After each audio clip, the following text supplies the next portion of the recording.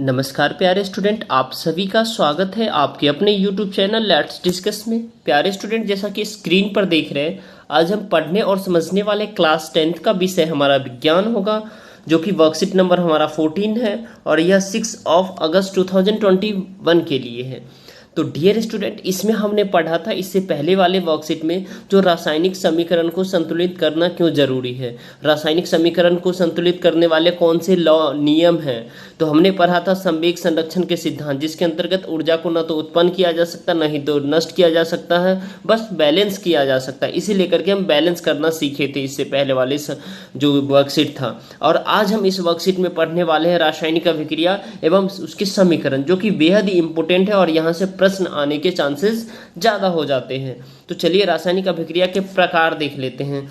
तो एक संयोजन अभिक्रिया होता है, एक वियोजन अभिक्रिया और एक विस्थापन अभिक्रिया, जो कि आज बहुत ही कम पढ़ेंगे, और उसके बाद द्विविस्थापन अभिक्रिया। तो चलिए हम स्टार्ट करते हैं डियर स्टूडेंट। संयोजन शब्द को समझिए। संयोजन मतलब जुड़ करके बनना, ठीक है।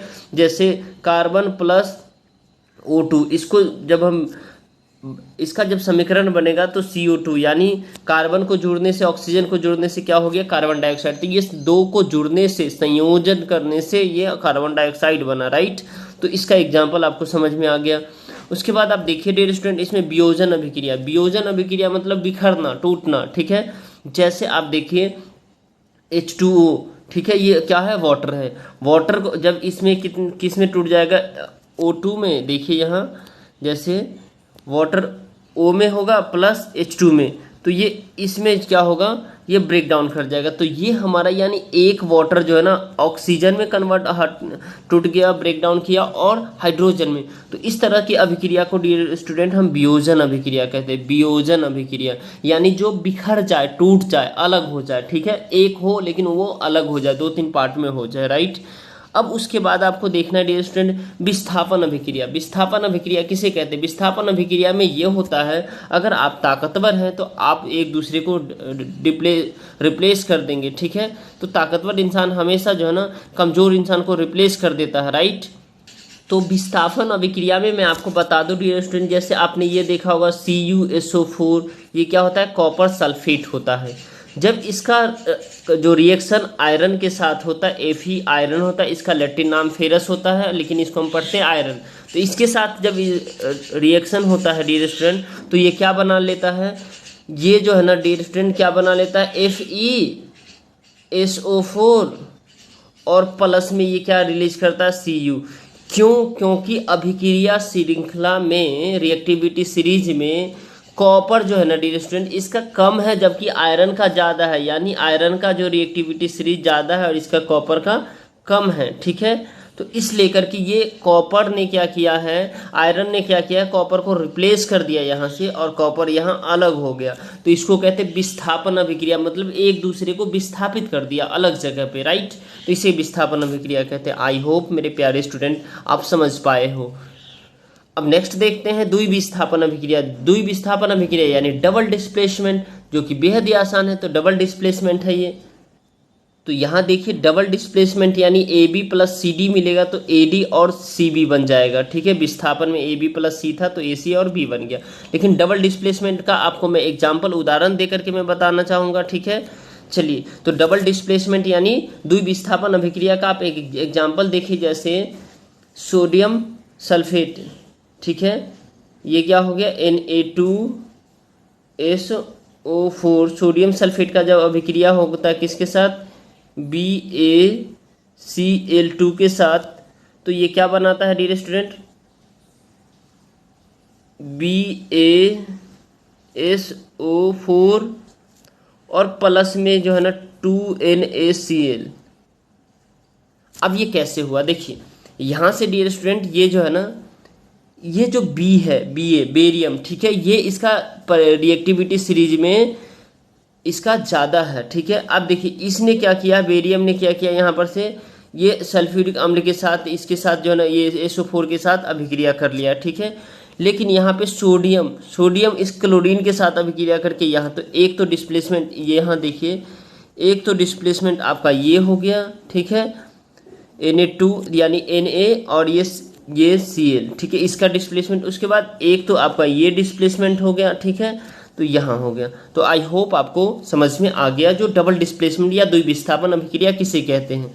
अब नेक्स्ट देखेंगे डियर स्टूडेंट रेडॉक्स रिएक्शन, जो कि आप एकदम 100% श्योर हो जाइए, इससे आपके एग्जाम में पूछे जाएंगे रेडॉक्स रिएक्शन, जिसको अपचयन अभिक्रिया कहते हैं और उपचयन अभिक्रिया। ठीक है, तो उपचयन अभिक्रिया और अपचयन अभिक्रिया, राइट।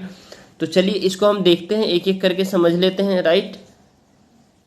तो डियर स्टूडेंट उपचयन अभिक्रिया क्या होता है?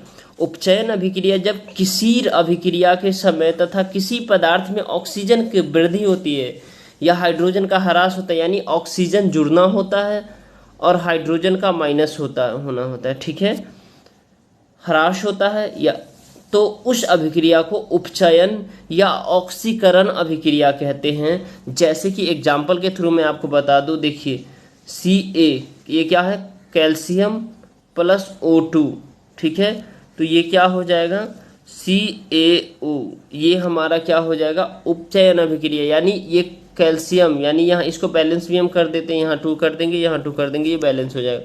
तो कैल्शियम और ऑक्सीजन, तो ये कैल्शियम ऑक्सीजन अलग है, ये यहाँ पर जुड़ गया, कैल्शियम ऑक्साइड बन गया, ठीक है, तो ये हुआ उपचयन अभिक्रिया, ठीक है। अब क्यों? क्योंकि यहाँ पे ऑक्सीजन का जुड़ना हो गया। अब इसमें आप देखेंगे अपचयन अभिक्रिया। अपचयन अभिक्रिया किसे कहते हैं? जब किसी अभिक्रिया में किसी पदार्थ में ऑक्सीजन का ह्रास या हाइड्रोजन का योग होना, यानी ऑक्सीजन इसमें माइनस होगा, हाइड्रोजन इसमें प्लस हो जाएगा, इसको हम कहते हैं अपचयन अभिक्रिया। उपचयन तो ऑक्सीजन का जुड़ना, हाइड्रोजन का ह्रास था, और अपचयन में ऑक्सीजन का ह्रास है और हाइड्रोजन का जुड़ना है। तो देखिए यहाँ A और H जुड़ेगा तो AH हो जाएगा, AOH plus AO plus OH। तो इसका एग्जाम्पल से मैं समझूंगा ताकि आपको अच्छे से समझ में आए। CuO, ठीक है, प्लस H2O, ठीक है, तो ये कॉपर ऑक्साइड है और ये हाइड्रोजन है, तो जब ये रिएक्शन करता तो Cu प्लस H2O, ठीक है। तो ये देखिए यहाँ पे क्या हुआ, ऑक्सीजन यहाँ था, इसमें ऑक्सीजन की कमी आ गई है, ह्रास हो गया, यानी माइनस हुआ ऑक्सीजन का, और हाइड्रोजन का इसमें ऑक्सीजन का यहाँ पे जुटना, तो हाइड्रोजन में ऑक्सीजन, तो हाइड्रोजन में इसमें प्लस हो गया, ठीक है। तो इस तरह से हमारा अपचयन अभिक्रिया हो गया। अब हम देखेंगे डियर स्टूडेंट, इसमें जो कि बेहद ही खास है संयोजन अभिक्रिया। संयोजन अभिक्रिया क्या होता है? संयोजन अभिक्रिया यह एक ऐसी प्रकार की रासायनिक अभिक्रिया, इस अभिक्रिया में 2 या 2 से अधिक अभिकर्मक मिलकर के एक नया उत्पाद बनाते हैं। जैसे कि कोयला का जलना, तो कोयला का जलना, ठीक है, जैसे देखिए कार्बन और ऑक्सीजन को मिलने से कार्बन डाइऑक्साइड बनता है, हाइड्रोजन और ऑक्सीजन को मिलने से जल बनता है, ठीक है, और कार्बन डाइऑक्साइड और जल के संयोजन से पौधे द्वारा खाना बनाना प्रकाश संश्लेषण की प्रक्रिया में होता है, ठीक है, और वायु और नमी के संपर्क में आने से लोहे में जंग लग जाती है। तो ये संयोजन अभिक्रिया का एग्जाम्पल है। आई होप आप समझ पाए हैं। और ये तो बहुत इंपॉर्टेंट है, ये भी ऊष्माक्षेपी और ऊष्माशोषी दोनों आपको समझना है। तो जिन क्रियाओं के दौरान ऊष्मा उत्पन्न होती है, यानी ऊष्मा रिलीज होता है, ठीक है, अर्थात तापमान बढ़ता है, ठीक है। ऊष्माक्षेपी में क्या होता है? जब तापमान बढ़ता है उन्हें हम ऊष्माक्षेपी अभिक्रिया कहते हैं। प्राकृतिक गैस का जलना भी शोषण को ऊष्माक्षेपी अभिक्रिया कहते हैं। अब देखिए जैसे CH4 यानी मीथेन को में जब ऑक्सीजन का जो है ना जुड़ना हो गया, तो ये क्या हो जाएगा? तो ये कार्बन डाइऑक्साइड और वाटर बन जाता है। तो इसमें जो क्या प्राकृतिक गैस का जलना, यानी ऊष्मा तापमान इसमें बढ़ा है, ठीक है। अब उसके बाद जब आप देख पा रहे हैं C6H12O6, ये क्या है? ग्लूकोज है। ग्लूकोज में जब ऑक्सीजन के साथ जुड़ता है तो ये कार्बन डाइऑक्साइड और वाटर बनाता है, तो ये क्या हुआ? इसमें भी ऊष्मा बढ़ा है, रिलीज हुआ है, ठीक है। और आपने सुना होगा कि बुझे हुए चूने के घोल को घरों की दीवार और छतों पर लगाया जाता है और 2 से 3 दिनों के बाद दीवारें चमकने लगती है। तो बुझा हुआ चूना जब वायु में उपस्थित कार्बन डाइऑक्साइड के साथ अभिक्रिया करता है तो कैल्शियम कार्बोनेट बनाता है, ठीक है। क्या बनाता है? कैल्शियम कार्बोनेट, जिसकी वजह से दीवारें पर चमक आती है। तो कैल्शियम कार्बोनेट की वजह से दीवारें चमकती है, राइट। अब देखना है डियर स्टूडेंट, इसी में आपको जिसकी वजह से दीवारें चमकती, जैसे CaO प्लस H2O, तो CaOH का होल 2 हो जाता है, यानी बिना बुझा हुआ चूना CaO और उसके बाद बुझा हुआ चूना CaOH का होल 2 हो जाता है। जैसे उसके बाद CaOH का होल 2 तो प्लस CO2 तो CO3 और H2O, चलिए तब इसमें बेहद ही आसान से क्वेश्चन है, इस सब इसको देख लेते हैं। बहुत ही आसान सा क्वेश्चन है डियर स्टूडेंट इसमें, तो एक एक करके देख लेते हैं। चलिए इस क्वेश्चन को, तो इसमें क्या कहा, बिना बुझा हुआ चूना यानी क्विक लाइम और बुझा हुआ चूना स्लेट लाइम, तो इसका जो सूत्र है वो क्या है, ठीक है। तो बिना बुझा हुआ चूना CaO और CaOH का होल 2 यानी बुझा हुआ चूना, ठीक है, जो कि अभी मैंने बताया। देखिए बुझा हुआ चूना, देखिए बिना बुझा हुआ चूना CaO और बुझा हुआ चूना CaOH का होल 2, तो यही आपका क्या है आंसर है, यानी C इसमें आपका करेक्ट हो जाएगा, राइट। ये C आपका करेक्ट हो जाएगा। सफ़ेदी के बाद दीवारें की चमक का कारण क्या है, तो कैल्शियम कार्बोनेट, जो कि अभी अभी मैंने बताया, ठीक है। तो थर्ड ऑप्शन करेक्ट हो जाएगा। अब उसके बाद इनमें से जो अभिक्रियाएं ऊष्माक्षेपी नहीं है उस पर चिन्ह लगाएं, तो लोहे के टुकड़े को पानी में डुबोना ऊष्माक्षेपी अभिक्रिया नहीं है, क्योंकि इसमें कोई ऊष्मा का क्या होता है, बनना नहीं होता है, ऊष्मा रिलीज नहीं होता है, ठीक है। श्वसन में ऊष्मा रिलीज होता है, मोमबत्ती का जलना में ऊष्मा रिलीज होता है, लेकिन इसमें आपका ये आपका आंसर हो जाएगा, ठीक है। लोहे के टुकड़े को पानी में डुबोने से कुछ नहीं होता, ठीक है। इनमें से कौन सा संयोजन अभिक्रिया का उदाहरण नहीं है।